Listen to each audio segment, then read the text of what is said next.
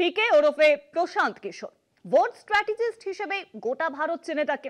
এবার সেই পিকের হাতে স্কুল ব্যাগ নিয়ে বিহার ভোট লড়াই করবে। এই বয়সে মোটেই নতুন করে স্কুল যাচ্ছেন না পিকে।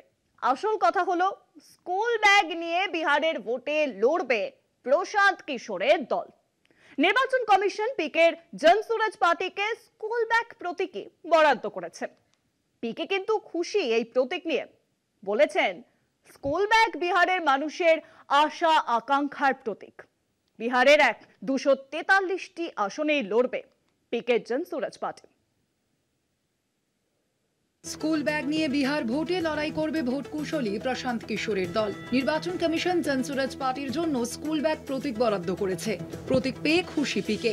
প্রশান্ত কিশোর বলেছেন, স্কুল ব্যাগ প্রতীকটি শুধুমাত্র একটি প্রতীক নয়, এটি বিহারের মানুষের আশা আকাঙ্ক্ষার প্রতীক। স্কুল ব্যাগ শিক্ষা ও জ্ঞানের প্রতিনিধিত্ব করে। লালু নীতিশের 35 বছরের শাসনে বিহারের শিশুদের পিঠ থেকে স্কুল ব্যাগ খুলে তাদের উপর শ্রমের বস্তা বেঁধে দেওয়া হয়েছে। স্কুল ব্যাগ প্রতীক ব্যবহার করে আমরা বিহারের মানুষের কাছে পৌঁছে যাব এবং সমর্থন পাব।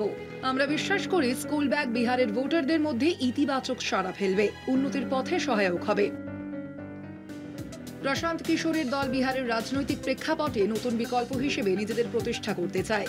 দলের নেতারা মনে করেন বিহারের মানুষ পরিবর্তন চায় এবং জনসুরাজ পার্টি সেই পরিবর্তন আনতে প্রস্তুতিও সেরে ফেলেছে। চলতি বছরের নভেম্বরে বিহারে বিধানসভা ভোট হওয়ার কথা।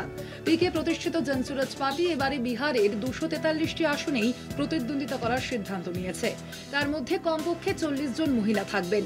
এবারের নির্বাচনী লড়াই মূলত জেডিইউ ও বিজেপির এনডিএ জোটের সঙ্গে আরজেডি ও কংগ্রেসের ইন্ডিয়া ব্লকে।